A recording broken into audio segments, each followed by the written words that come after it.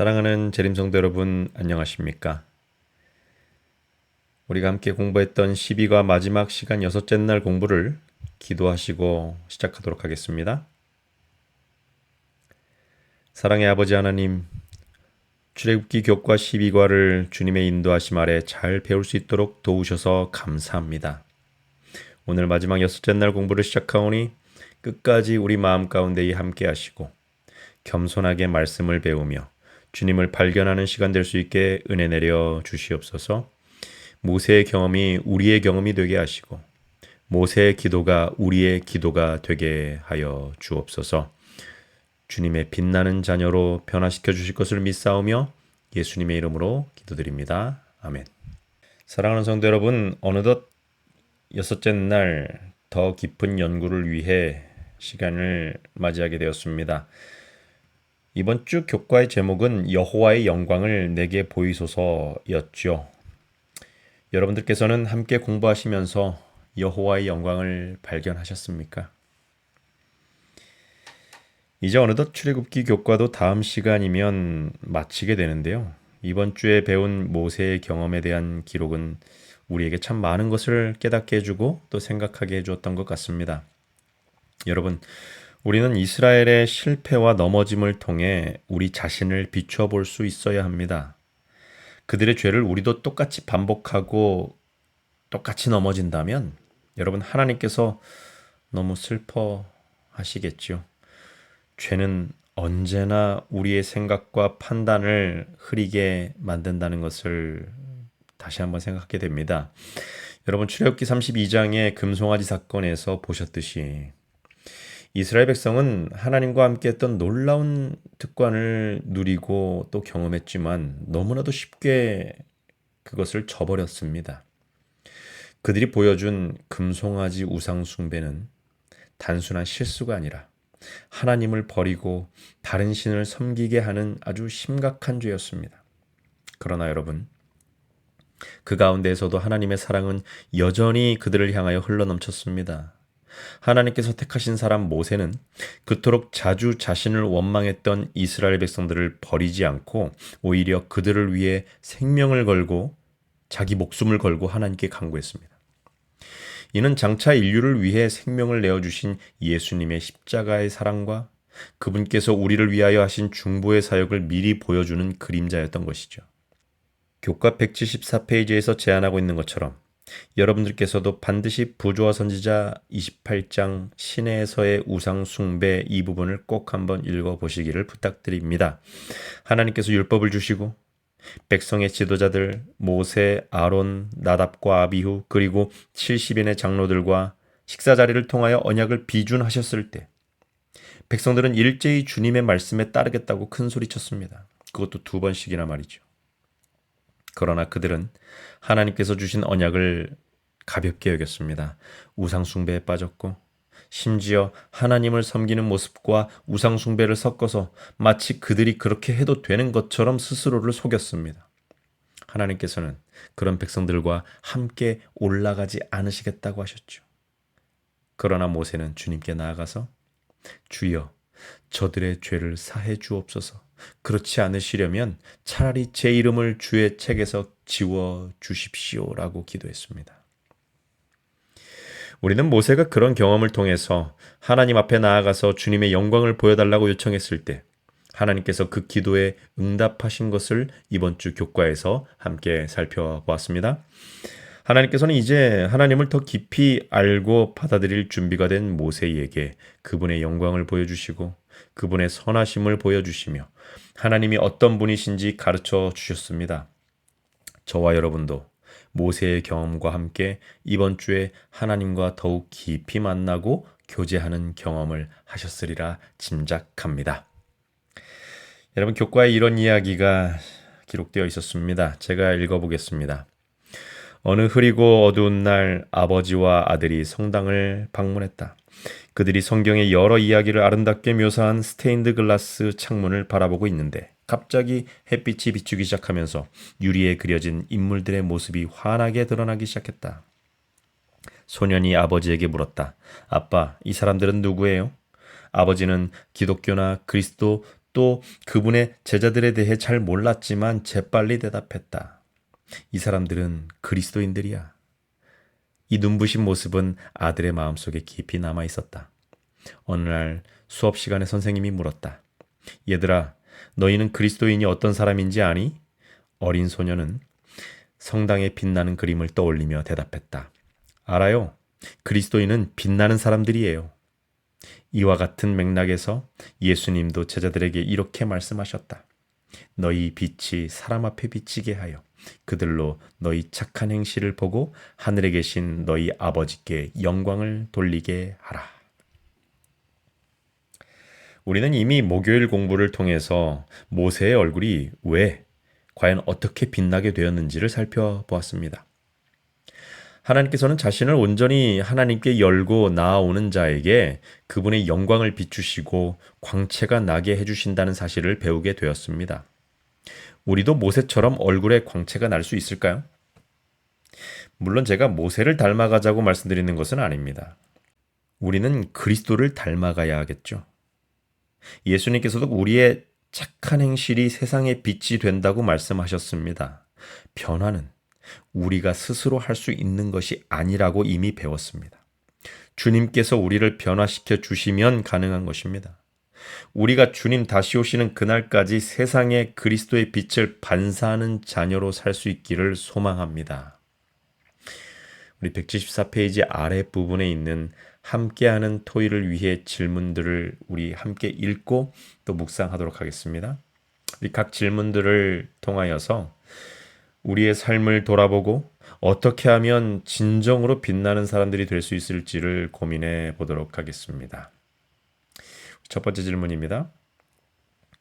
만일 우리가 하나님 앞에 스스로를 낮추고 친절하고 예모 있고 부드러우며 동정심을 갖는다면 오늘날 단 한 사람밖에 없는 곳에 100명의 사람이 진리로 돌아오게 될 것이다.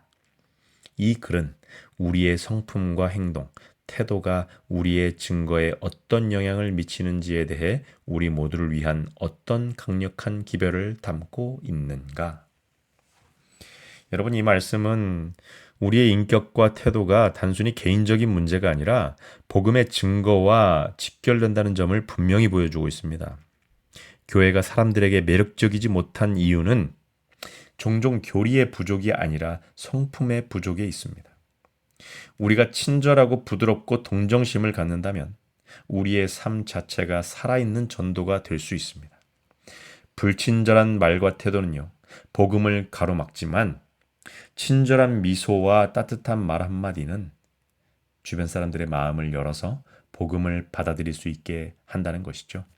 그렇기 때문에 여러분, 성품은 선교의 도구이며 우리의 일상적인 태도, 우리 평상시의 말투, 이러한 것들이 복음의 문을 열거나 닫는 열쇠가 된다는 것입니다. 여러분, 이것은 우리가 매일 삶에서 아주 작은 일에도 주님의 성품을 드러내야 하는 이유를 우리에게 깨닫게 해주는 것이라고 생각을 합니다. 두 번째 질문입니다. 출애굽기 34장 6절 7절은 구약 성경의 요한복음 3장 16절이라고 부를 만하다. 그 이유는 무엇인가? 우리가 이미 이번 주 교과를 공부하면서 살펴보았던 출애굽기 34장 6절로 7절은 이렇게 말씀하고 있었습니다. 여호와께서 그의 앞으로 지나시며 선포하시되 여호와라 여호와라 자비롭고 은혜롭고 노하기를 더디하고 인자와 진실이 많은 하나님이라. 인자를 천대까지 베풀며 악과 과실과 죄를 용서하리라. 그러나 벌을 면제하지는 아니하고 아버지의 악행을 자손 3, 4대까지 보응하리라. 여러분, 이 말씀은 하나님께서 스스로의 성품을 계시하신 장면으로 우리가 이미 배웠습니다. 하나님께서는 자비롭고 은혜로우시며 오래 참으시고 사랑과 진실로 충만하십니다. 동시에 공의로우셔서 죄를 그냥 지나치지 않으신다는 것이죠. 여러분, 이 균형은요, 요한복음 3장 16절에서 예수님께서 말씀하시고 보여주신 하나님의 사랑과 구원의 본질과 동일하다는 것을 발견하게 되는 것입니다. 하나님이 세상을 이처럼 사랑하사 독생자를 주셨으니 라는 이 말씀과 같이 출애굽기 34장 6절 7절은 구약의 복음의 요약이라고 부를 수 있다는 것이죠. 하나님께서는 하나님을 더 자세히 알기 원한다고 기도한 모세에게 그분의 품성을 보여주시는 것으로 응답하셨고요.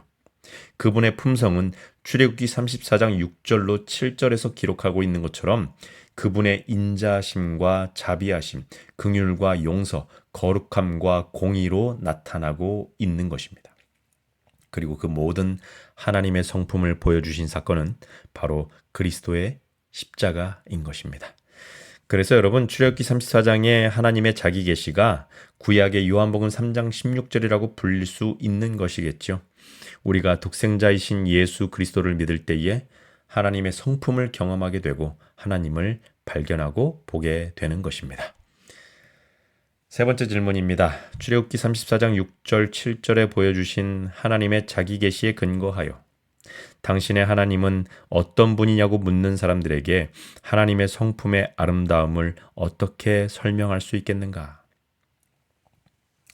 우리는 이렇게 설명할 수 있습니다. 우리의 하나님은 끝없는 자비와 은혜로우신 분이십니다. 그분은 참으로 오래 참으시며 사랑과 진실로 충만하십니다. 동시에 그분께서는 공의로우시며 죄를 그냥 넘어가지 않으십니다. 그분은 사랑과 공의를 완전하게 조화시키시는 분이십니다. 여러분, 많은 사람들은 하나님을 두려운 심판자로만 생각하거나 반대로 무조건 용서하시는 분으로만 이해합니다. 그러나 성경이 보여주는 하나님은 사랑과 공의가 균형을 이루는 분이십니다. 우리는 그분 안에서 참된 평안과 확신을 얻게 됩니다. 그러므로 우리의 삶은 이 성품을 반영해야만 한다는 것이죠. 친절과 용서, 정의와 책임감을 동시에 드러내며 하나님의 성품을 세상 속에 보여주는 것이 저와 여러분의 그리스도인으로서의 하나님의 자녀로서의 사명감인 것입니다. 마지막 네 번째 질문입니다. 그리스도를 믿노라고 고백하는 사람들의 성품과 행동이 당신의 삶에 어떤 변화를 가져왔는가? 특히 친절하고 은혜로우며 겸손하고 용서하는 이들은 당신에게 어떤 긍정적인 영향을 주었는가?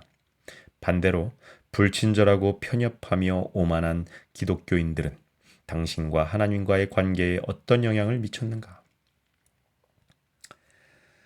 친절하고 은혜로운 사람들을 만날 때 우리의 마음은 따뜻해집니다. 세상이 아직 살만하다, 아름답다라고 느낄 때가 분명 있습니다. 어떻게 저렇게 섬길 수 있을까 싶은 분들도 분명 계시죠. 그러나 여러분, 반대로 불친절하고 오만한 태도를 보이는 사람들을 통해서 사람들은 상처를 받고 때로는 하나님께 실망하는 마음이 생기기도 한다는 것을 우리는 경험적으로 알고 있습니다. 그러나 여러분, 이것 또한 중요한 교훈이 됩니다. 사람 때문에 믿음이 흔들리지 말고 오히려 내가 다른 이들에게 어떤 영향을 주는 그리스도인이 되어야 하는지를 깨달아야 한다는 말씀입니다. 우리는 분명 누군가에게는 복음의 향기가 될 수도 있고요. 다른 사람들에게는 걸림돌이 될 수도 있습니다. 그러므로 우리의 말과 행동은 늘 하나님 앞에서 살피고 다듬어야 합니다. 친절과 용서, 겸손과 은혜로 빛나는 성도가 되는 것이야말로 진정한 하나님의 사랑의 증거를 나타내는 삶이 되는 것이죠. 사랑하는 재림 성도 여러분, 하나님께서는 당신의 성품을 친히 계시하시며 자비와 공의로 우리와 함께 하십니다. 그리고 우리는 이 땅에서 빛나는 사람들, 곧 하나님의 성품을 드러내는 사람들이 되어야 합니다. 우리의 성품과 행동을 통하여 다른 이들이 하나님께 영광을 돌릴 수 있도록 저와 여러분의 삶이 변화되기를 간절히 바랍니다. 우리가 친절하고 은혜롭고 겸손할 때 우리의 빛은 세상 속에서 환하게 비춰질 것입니다. 주님의 이름으로 우리가 그렇게 변화되기를 간절히 바라고 축원하며 3기 교과 12과를 모두 마치도록 하겠습니다. 함께 기도하시겠습니다. 사랑의 하나님, 오늘 말씀을 통하여 우리가 빛나는 사람으로 살아가야 함을 다시 한번 깊이 깨닫게 하심을 감사합니다. 우리의 삶 속에서 친절과 은혜와 용서가 드러나게 하시고 그로 인해 많은 사람들이 주님께 영광을 돌리게 하여 주시옵소서. 죄와 우상숭배의 유혹에서 우리를 지켜주시고 성령의 능력으로 우리를 변화시켜 주시옵소서. 오늘 이후로 주님 다시 오시는 그날까지 우리의 모든 삶을 주님께 의지하오며 이 모든 말씀 우리를 구원하신 사랑의 구주 예수님의 이름으로 간절히 기도드리옵나이다. 아멘.